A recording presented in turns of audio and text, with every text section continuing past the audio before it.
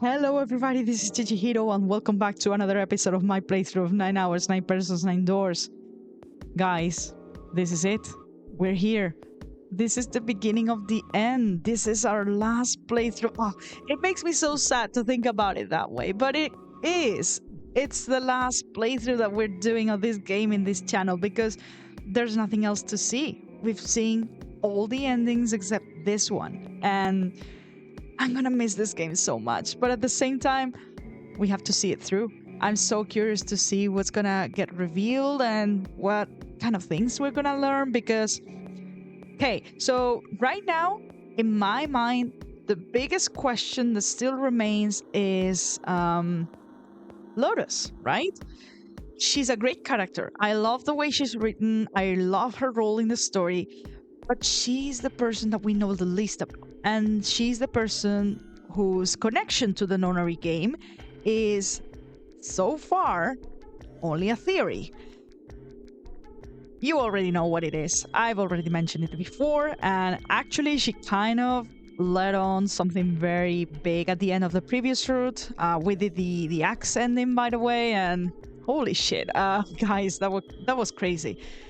But yeah, here's my hope/prediction for this route. I want to learn more about Lotus. I want to see a bit about her backstory, her connection to all of this, and it's gonna be great. I'm so looking forward to it. Now, a second thought before we actually jump into the gameplay is the fact that here's what we have to do, right? We have to go through door 3 right now. And I brought this up at the end of the previous episode. I was like, hang on, what combinations are even gonna allow us to do that? Because you know that Ace is out of commission. A couple of people bracelets are out of commission. So how are we gonna do this? I've come up with 3 possible combinations, 2 of which have big problems for a couple of people in our group. And one of which is probably the one that we're honestly gonna go with, but it might still raise some questions and some objections because I think it leaves 2 other people kind of sitting around doing nothing. So that's gonna be really interesting because I think this is the setup for the big revelation that we got in the true ending, that some of the bracelets in our groups, Akane and Aoi more specifically, there's some hijinks going on. So yeah, I'm expecting them to be a bit nervous, whatever happens right now. It could be that the combination I'm thinking of, the one that actually allows them to go through that door together, it could be that that's the one that they settle on from the get-go, and so there's not many problems that arise. But if anyone suggests that Clover, Junpei, and Santa, or Lotus, 7, and June go through that door, that's gonna be the problem right there. So, yeah, we'll see about that. And again, the characters are probably gonna be discussing this in about a minute. So let's stop wasting time and let's jump right into this. So, I believe this he refers to Junpei, right? He lifted Ace up off the floor and laid him on the bed he'd been leaning against. When Junpei turned around, Lotus gave him a look of pity. Well, we really don't have a choice now. Actually, yeah, we don't. But honestly, what I was thinking here is that I think we can skip this, right? We can go straight to the choice, and because this is dialogue that we've already seen a couple of times before, and so, and even in novel mode, we've already played through this. So let me skip it real quick, and it'll get us to the choice. Yeah. A lot of text right now. Okay, so we're here, right? And let's not waste any more time. Let's just do it. I want to go through door number 3. Nope, you can't. Okay. Why not? Huh? Why? Because it's impossible. If we split ourselves into 3 and 3, then we give up on going through door 3. Why? Bracelet numbers for the 6 of us are 3, 4, 5, 6, 7, 8. See, this is what I was thinking about. He is on top of this. He's already gonna be suggesting the groups that can go through which door, so that we don't actually say, well, what if we leave some people sitting around doing nothing? What then, huh? We could go through door 3, and that's gonna make him nervous, I think. There are 2 combinations that can go through door 3 with 3 people. 3, 4, 5, or 6, 7, 8. Okay, yeah, just come out and say them. Those are the ones that you don't want to go with. That's it. Of course, 2 teams can't go through the same door. I see. That means one team would get left behind. That's right. What if we do it anyway? That doesn't happen if we go through door 7 or 8? No, they're fine. We've got 3 options. Santa began to explain. Option A, have 3, 5, and 8 go through door 7. Which is something that we've already done before. And 4, 6, 7 go through door 8. Wait, never mind. No, we've not done this. Obviously not. But yeah. Option Okay. B, 4, 5, and 7 go through 7. And 3, 6, and 8 go through 8. That's what we have done before. Obviously, option A is not gonna work. Option C, 3, 6, and 7 go through 7. And 4, 5, and 8 get 8. Also done this. Those are the only 3 options. That's it. At least if we want to get all 6 of us out of here. Wait. That was when Junpei realized. Plan A divides into 2 teams. 3, 5, 8, and 4, 6, 7. Plan B divides into 2 teams. 4, 5, 7, and 3, 6, 8. Plan C divides into 2 teams. 3, 6, 7, and 4, 5, 8. That means There was one thing they all had in 5 common. and 6 can never be on the same team. Yeah, If we want all 6 of us to go through a door, then June and I can't go into the same one. yeah. Jun and Junpei had been friends when they were kids. He trusted her more than anyone else on the ship. That's right, guys. He trusted her. If he chose 7 or 8, he'd be taken away from her. Was that something he was prepared to do? Have you mulled it over enough, or do you need more time? I still want to go through door 3, and I think that's gonna make a couple of people very nervous, so yeah. Anyway, that's the deal, so think it over. You've got 2 choices, 7 or 8. No. You can't choose 3. Sorry that I don't want to be antagonistic towards Santa right now. It's just, guys, we have a plan. If you choose 3, you're gonna be leaving 3 people behind to die. Well, not die, but yeah, okay, sure. So what are you gonna do? 7 or 8? Time to choose. Of course, this is the point in the story where we're at, that they don't know what's gonna happen, or obviously he's pretending that he doesn't know what's gonna happen, so yeah. Junpei thought hard. After thinking it over, his conclusion was, I'm still gonna take the risk and choose door 3. We have to. Sorry, Santa, but I still want to go through door 3. What? That's nuts! You've gotta be crazy! And here it comes. This is what I was expecting. Why the hell are you so obsessed with that door? You know, I have, you could call it a hunch. You could call it something to do with the morphogenetic fields. I'm just... Junpei paused. He swallowed the words he'd been about to say. I'm just curious about door 3. That's all. Uh-huh. That doesn't explain shit! I've got a reason. I'd be happy to explain it to you if you'll just come with me. Okay. With that, he began walking toward the door. Their curiosity likely getting the better of them, the others followed. A few of them looked a little suspicious, but Junpei told himself that wouldn't matter. He kept walking and kept silent.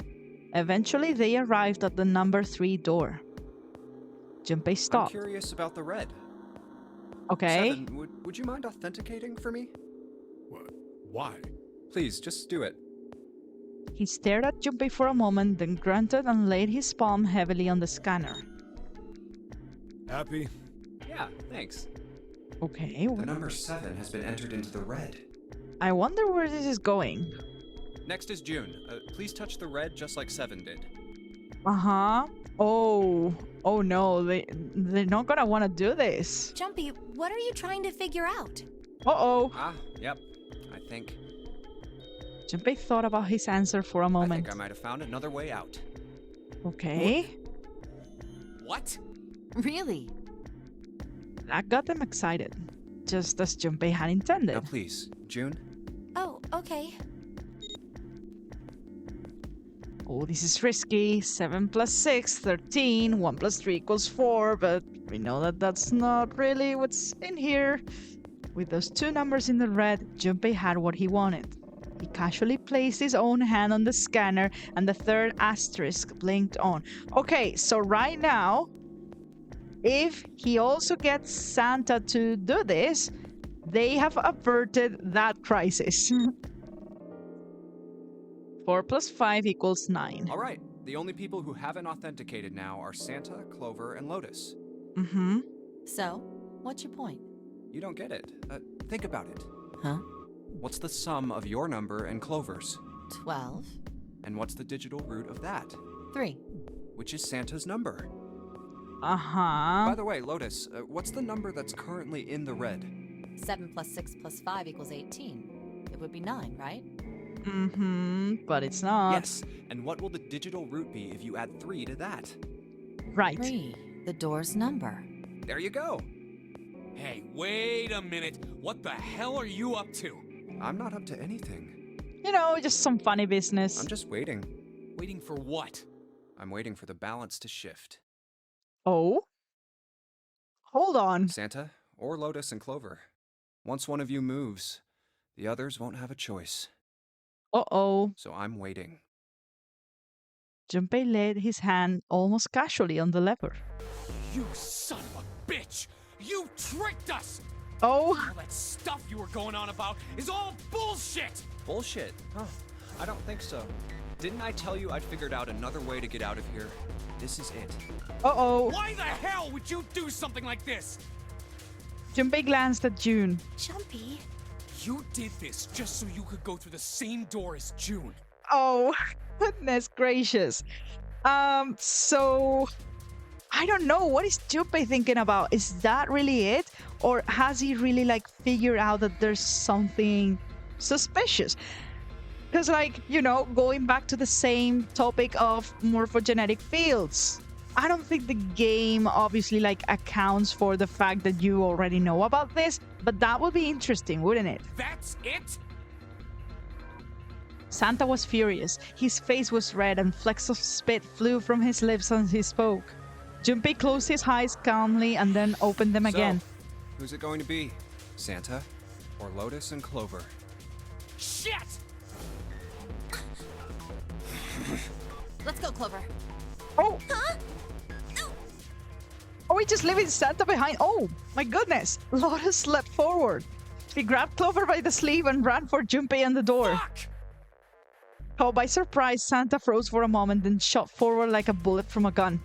Lotus had a head start, but Santa had the advantage in size and speed. Almost immediately, he passed Lotus and Clover. No, wait! Santa did not hesitate. Ah! He slammed his hand down on the red. Holy shit! Okay, so this is not at all... Okay, I was expecting this to be the outcome. You know, this combination right here. I wasn't expecting it to go down this way. People are, trying to get each other killed in this situation. This is insane! This isn't right! Right, obviously that's not what's going on. They're not trying to kill each other actively, but the people, most of us don't know what's gonna happen. And the two people who do know are not gonna show their hands right now. So yeah, it still feels so tense, even though I know exactly what's going on and why they're worried. He glared at Junpei, his chest heaving. Yeah, well, you may be right. Junpei's voice was cold, but not without effort. But He turned to the red and pulled the lever. Oh, Lotus and Clover are gonna be pissed. With the sound of metal on metal, the door opened. It would only remain so for 9 seconds. There was no time to think. Junpei and his 3 reluctant companions jumped into the door's gaping mouth, one after another. No sooner did they enter than an all too familiar noise sounded from their left wrists. The detonators had activated. Junpei looked back only once and saw Lotus and Clover on the other side of the closing door. No. This is troubling.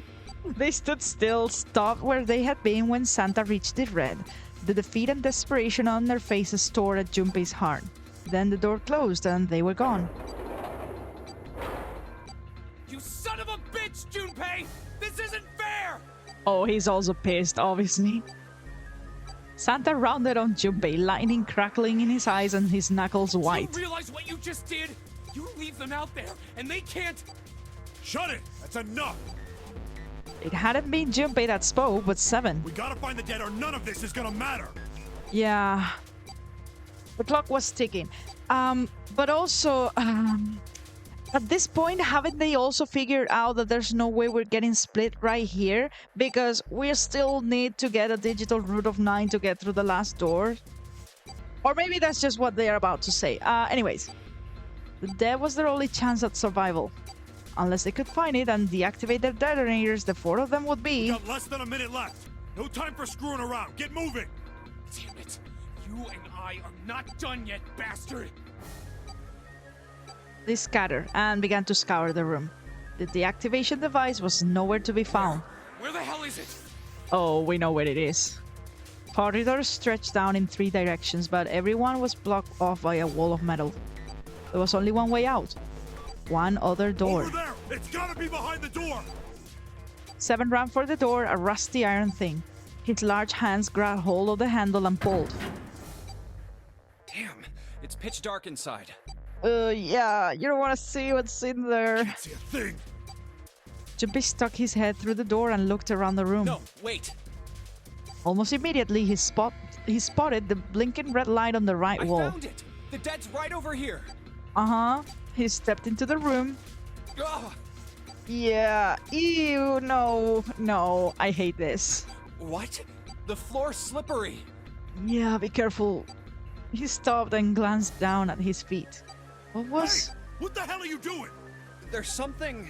Get Yeah. over there! Yeah, but... Junpei felt Seven's heavy hand against his back and stumbled across the room. Yeah, we can worry about the slippery floor and the very upsetting sight that's about to greet us in a moment. The other 3 piled in behind him. They all felt immediately that something was wrong. Nothing that could be easily identified, only a sense that something terrible shared the room with them. But there was no time to say so. Quick! Get to the dead! They all started running. In the dark, it was hard to tell where the wall was.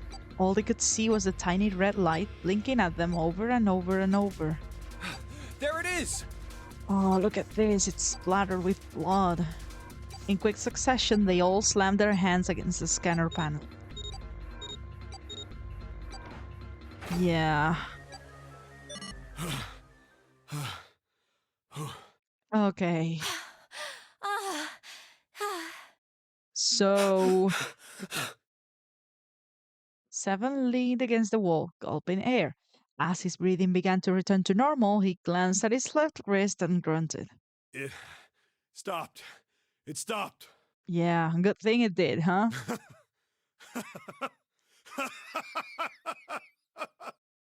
Although, of course, at this point, we know that the trouble, the danger for this group of people is not real. Never was. But still, Junpei could hear him laughing in the dark, but could barely make out the larger man's face. Okay, and let me actually say that the way this works within the story is great because right now, for me as a player, the tension of something bad happening to them if they're not able to find the red, well, the dead in this case, that's gone, right? But there's still the tension of watching them in this situation, knowing what they're about to find. So that's great. That's brilliantly written in the sense that even having seen other endings before, you still have so much to look forward to. I don't think I'll ever get used to doing this. What the... Uh-huh. The sound of retching came from Santa's direction. What the hell is this smell? Uh-huh. This is vile. I'm gonna puke. So desperate had they been in their race to the dead that no one had noticed the horrible smell that pervaded the room. It was a terrible, nauseating stench like burnt and rotten meat. Adrenaline had drowned it out, but now it rolled over Junpei in waves, forcing itself into his nose with every breath he took. Oh, you're right. This is... He felt his stomach clench and bile rise up in his throat. Let's get the lights on first. Uh-huh. There's a switch over here. Oh, buddy. The light that spilled in from the door barely illuminated a small switchblade next to the door. Slowly, with the toll of the last few minutes apparent in his gait, Seven walked towards it. He stopped as he got close and extended his fingers toward the switch. Okay, guys, I'm flipping it on. Mm-hmm. There was a soft click as the lights came on. Just as the light turned on, June took in a short breath and... Yeah. A scream echoes through the room. Junpei's breath stopped in his throat. His heart ceased to beat. Time froze. His mind scrambled to make sense of what he saw before him. What? Hey. Oh, this is... What was left of the body sat in a sea of blood. And what clothes is he wearing? God damn it. This hurts. Even knowing what we know, this hurts because you've seen their full life reaction. Chunks of flesh torn from the body sat in the blood like tiny islands in a great Red Sea. A vast, ragged hole had been torn in the torso, and what remained of his intestines spilled out of it like fresh spaghetti. Ew. We got this description the last time, and I didn't care for it then. I still don't care for it. Smaller chunks of meat had splattered against the wall and become stuck there as they dried. Globules of yellowish fat had left trails like tiny slugs, and gravity pulled them down the wall, even as they dried to it. Looks like an explosion. Uh-huh. Seven's voice was low and strained. Just like the Knife Man. The detonator in his bracelet set off the bomb in his gut. Oh god. The bone is coming out of his left arm. Uh-huh. It's definitely an open fracture. It looked as though the explosion had been quite powerful. His legs were both bent in an odd, unnatural way, and his left arm had split open, exposing the painfully white bone of his ulna. And, by the way, I don't know if this is gonna matter, but when I opened the flow screen to get to the point in the story where the choice was gonna be given to me, the game automatically took me down the route where I went with Seven and Snake. I think. No, it actually was the other one. It took me down door number 4. And I don't think that's gonna matter because Clover's still not gonna tell us anything about this, but just curious if that's gonna affect anything on this ending. Although, judging by the fact that there are no other branches, I don't think it will. His bracelet lay next to him. It seemed to have hit the wall hard enough to have shattered the display, which lay on the ground in pieces. This is the worst. Yeah, can't even tell who it is. Uh-huh. Half of his head had simply collapsed. The blood coating almost looked like raw pizza dough covered in tomato sauce. Again, don't compare it to food, man! I'm not hungry anymore. I was hungry when I started the recording. I was like, should I have lunch before this? And then I was like, no, because I know what's coming. His clothes, too, were covered in blood. The burgundy tie, the white shirt, the jacket with the yellow piping, and the gray slacks. But the clothes are... They were all familiar to Junpei. Is that... Snake? Santa's voice wavered as he spoke, his mouth dry. Oh my god. Finally, Junpei spoke. Why did this happen?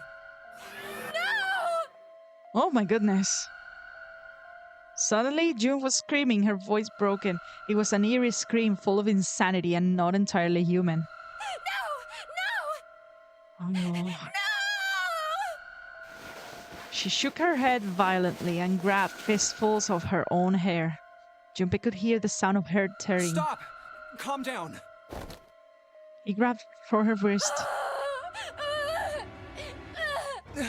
Hey! Oh my goodness. My compliments to the voice actor in this situation, man. But as he did, June leapt up and ran toward the exit. Please! Get me out of here! You have to let me out of here! My goodness. And this is interesting. This is something I would like to talk about, but I'm gonna leave it for a bit later. She screamed at the door and her fist slammed against it with a hollow sound. Junpei could see drops of blood on her knuckles. Why are you doing these horrible things to us? What did we do to deserve this? Yeah, what did you do to deserve, quote unquote, this? June. She screamed again, a desperate, mindless cry. Her fists flailed against the door. Get me out of here! Please! Please! Just let me out! June! Junpei, are you regretting your decision to take her with you? God damn it. This is awful. Junpei couldn't watch anymore. He ran to June and wrapped his arm around her, pulling the screaming girl away from the door. Calm down. No! Get off of me! Let me go! Let me go! Please, calm down. She scrambled for a moment, her legs skittering across the floor, but her resistance didn't last long. As suddenly as her outburst had begun, it was over. The manic energy disappeared and her body went limp in Junpei's arms. June collapsed toward the floor and Junpei knelt down with her. He felt drops of something warm and wet. Was she crying? A moment later, she began to sob. Oh, look at this. My heart. Her shoulders shook and great hot tears rolled down her face like rain. We're gonna be fine. It's gonna be alright, June. It's going to be okay, Connie. Her name was a whisper. I'll be here with you, okay? She nodded once. Thank you. Thank you so much, Junpei. Her trembling voice pulled at Junpei's heart. He stroked her hair gently. His face was so close to her. The scent of her hair was nostalgic. Do you feel better?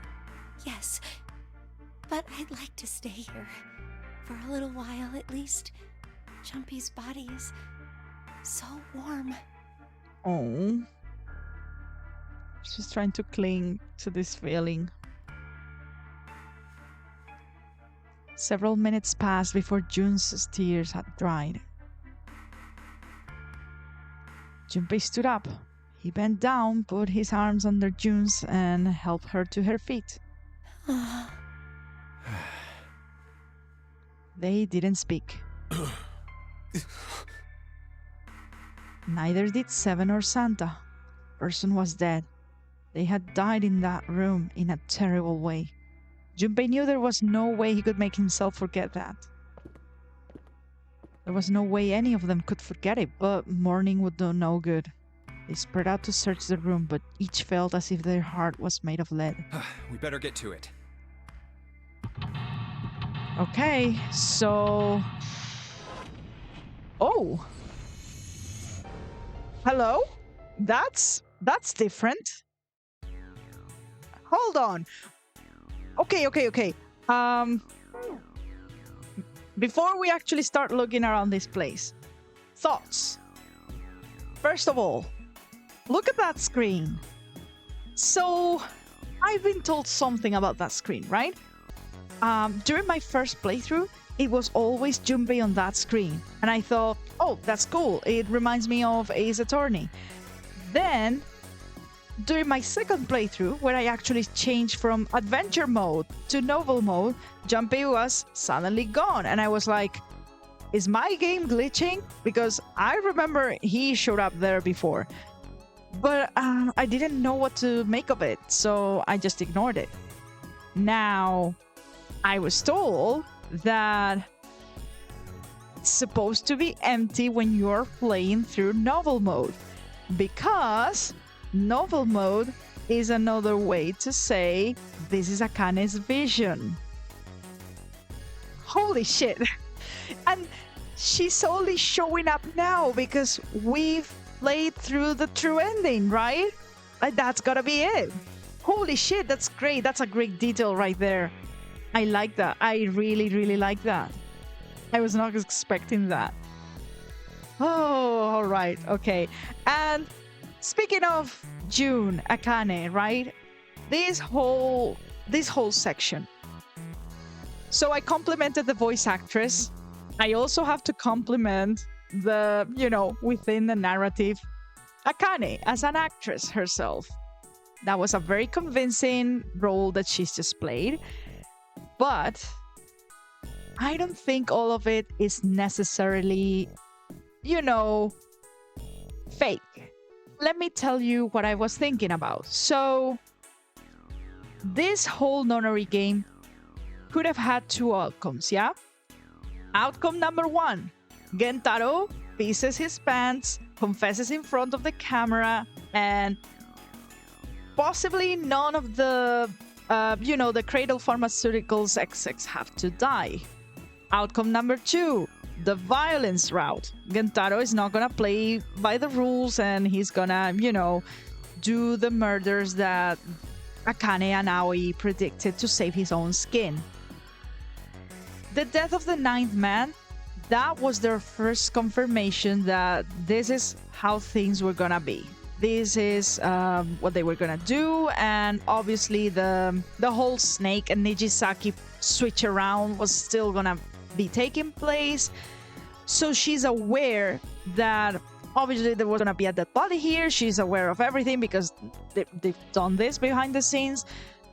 But when I said she's not fully acting, what I think is that regardless of the fact that they were obviously anticipating that there was gonna be death, I think it's just, sinking in that they have become, well, they already were with the ninth man's death, but they have now become accessories to yet another murder.